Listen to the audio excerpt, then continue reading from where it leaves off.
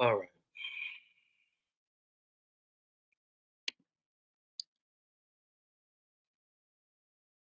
I got something that we got to get into. This is a situation that we most definitely have to address. We got to address this, man.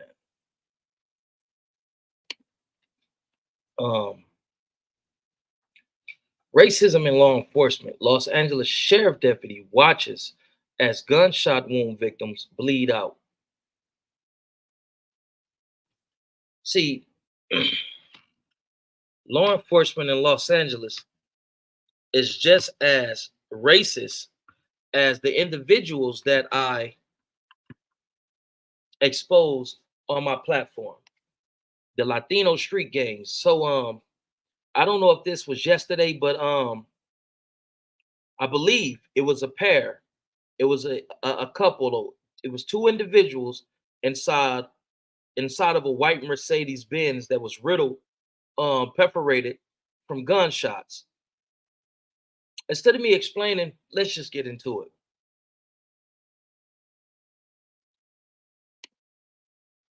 This got me infuriated, man. Number one, before I get into it, we have to stop victimizing. And I don't know the details of this situation. I don't know the circumstances that surrounding the situation. All I know, as law enforcement, the Los Angeles County sheriffs neglected to execute their job. They refuse to give medical aid, first aid, to some black individuals who were bleeding out, victims of some type of shooting, man. Let's just get into it, man.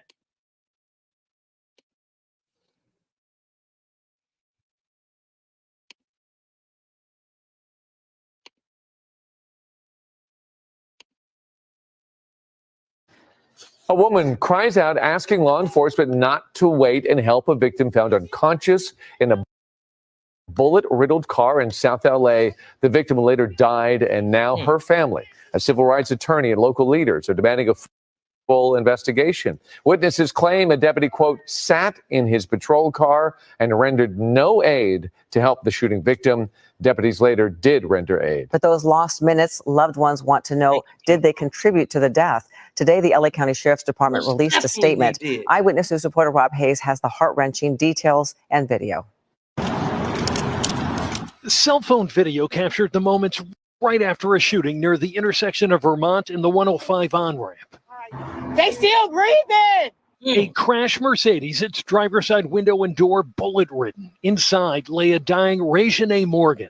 Her shooters, thought to be gang members, gone. We want her killers caught and brought to justice.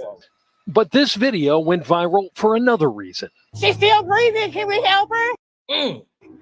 Morgan died 2 days later at a local hospital, but was still alive in the car. And even though witnesses say a deputy arrived at the scene within minutes of the shooting, they also say that deputy did nothing to help Morgan. He was sitting there on the phone. He was saying, yeah, we got a fatality. We're going to probably need a helicopter. So you reporting a fatality that didn't even happen. Right. And she could have been saved. Dion M. Leslie shot this video shortly after the shooting ended and says she begged the deputy on scene to render first aid to Morgan. As the minutes ticked by with no aid from the deputy, Open the door. Leslie uses her shoe to break the window in an effort to get to Morgan. That officer, he should go to jail for doing what he did. Nothing. He sat there and chewed gum like it was fun. Morgan's family is now demanding LA County Sheriff Robert Luna launch an investigation into the deputy's failure to help the 22-year-old. And they've also hired civil rights attorney Ben Crump to represent them. The Sheriff's Department today released a statement saying it is deeply concerned about this case and is conducting a critical incident review of the entire incident, which will include the deputy's response, equipment, training, and tactics to determine if department policies and procedures were followed. The Sheriff's Department says Morgan was removed from the car and given first aid when other deputies arrived at the scene. But Leslie says that was several minutes later. So much time went past. Right. Maybe 7-8 minutes. If you time the video, that's a long time for somebody who's already shot. Morgan's family now left with two soul-crushing questions. Who shot and killed their daughter, and why didn't the responding deputy do more to possibly save her? She did not deserve to die like that. She's still breathing. Can we help her? A woman cries out asking law enforcement not.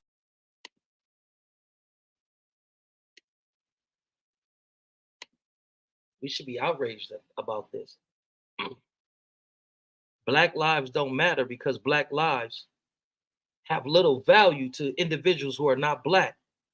Black lives don't matter because Black lives don't matter to us. Because if Black lives mattered to us, we would do anything that's required for us to protect Black lives.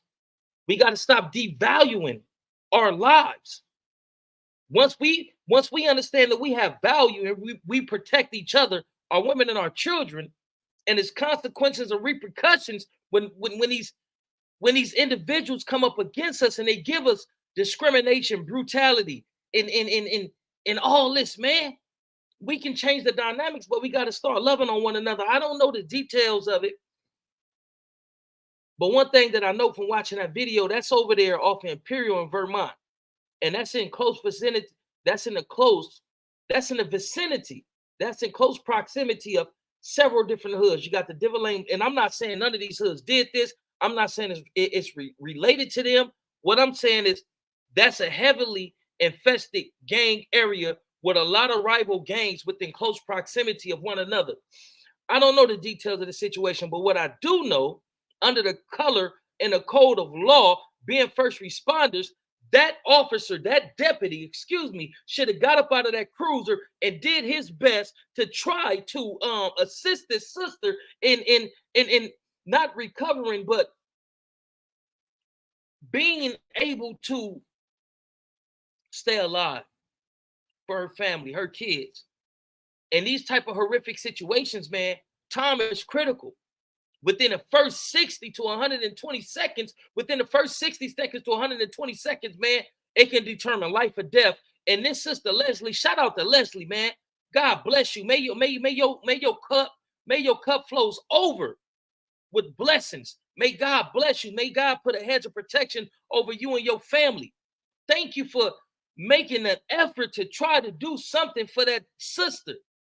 We need more individuals like Leslie that's pushing for our people. As this dude sat in his cruiser, a bubble gum, already written his sister off as being deceased. They don't value our lives. They don't give a fuck about us. These individuals are racist and they're infiltrating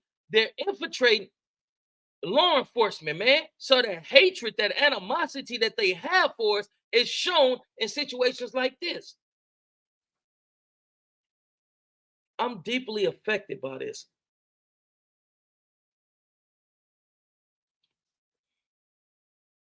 I'm fucked up over this.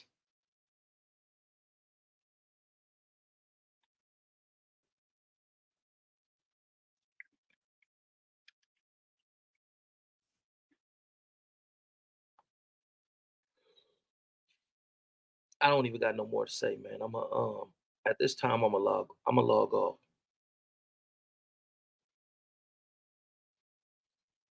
How do we continue to kill and victimize one another when we got everybody against us?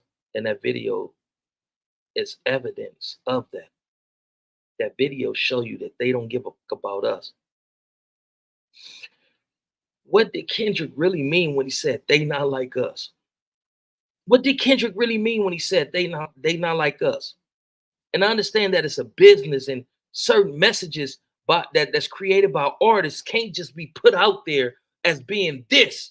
So it's a subliminal. But what does it mean to you when Kendrick said they not like us? What does that mean to you, man? They not like us and we acting like we not like us.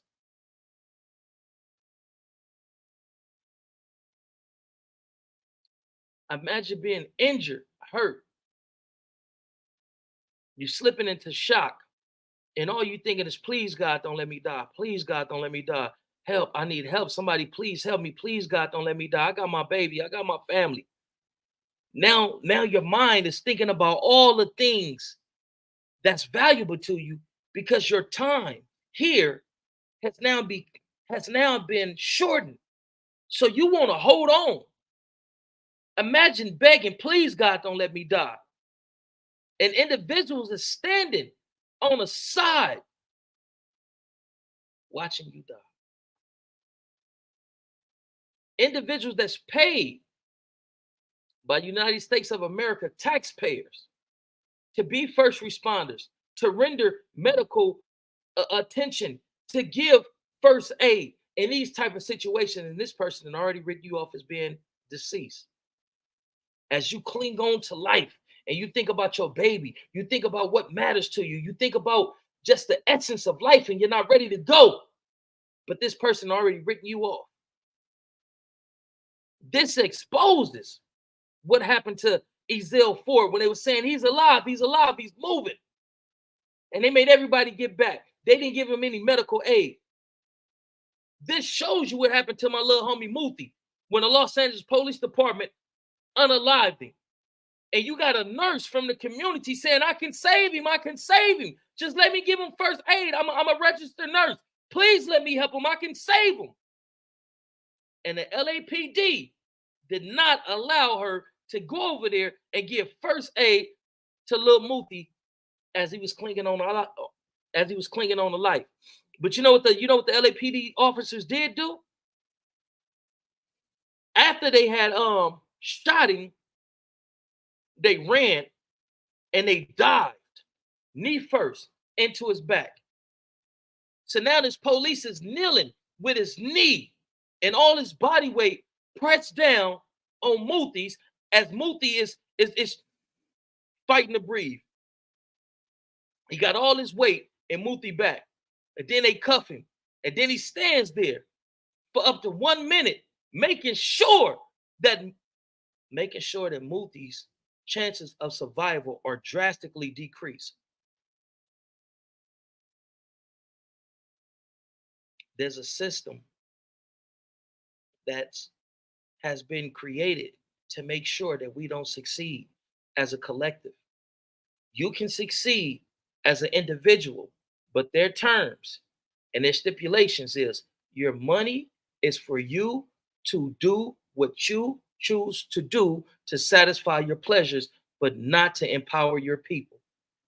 Everybody else can create an economic system that strengthens their people, but we are not allowed to.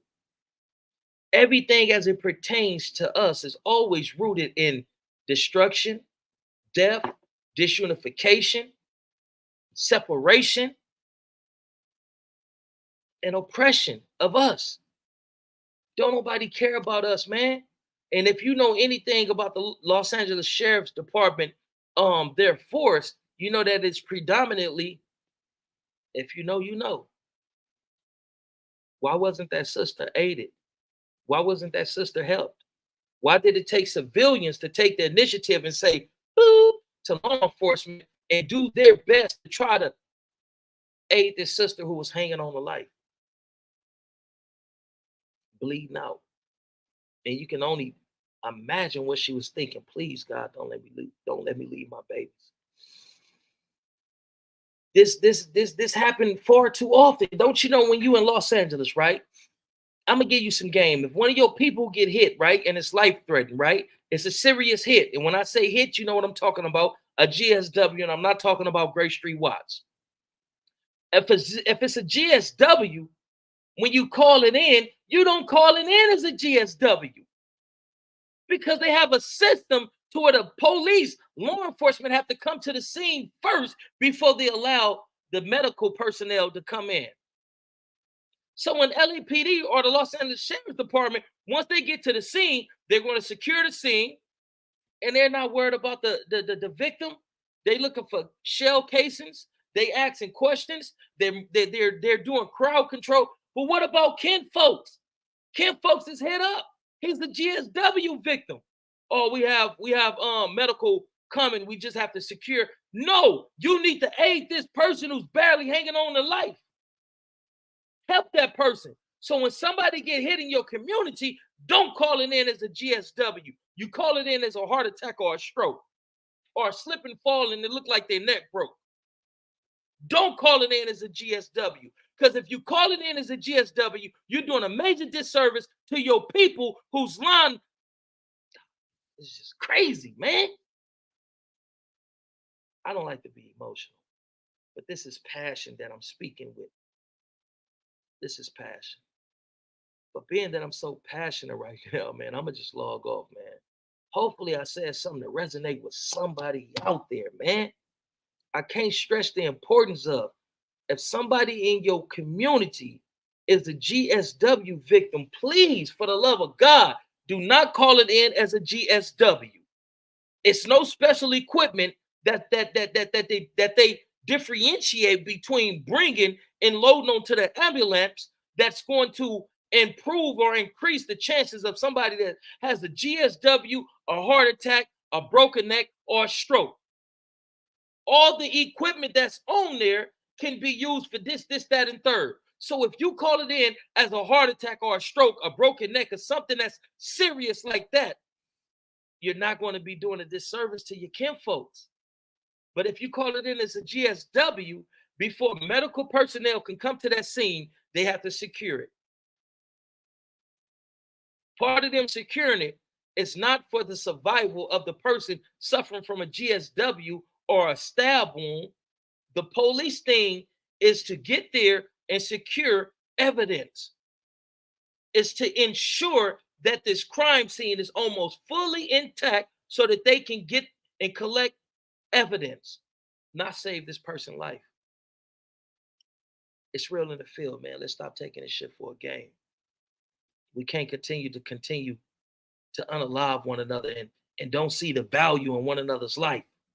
I had a situation today that could have went left field, but by the grace of God, being that I moved into the situation with empathy, understanding, and other positive attributes that I have, I was able to leave that situation intact. I was able to leave that situation intact, and the individuals that trigger my PTSD by moving weird and doing certain things, they were able to leave that situation fully intact and go to their families as well. We got to give each other compassion, understanding, and empathy when we can. Everything shouldn't be based on, I'm about to unalive this cat. Like, no. Homie, don't you know we all deal with stressful situations?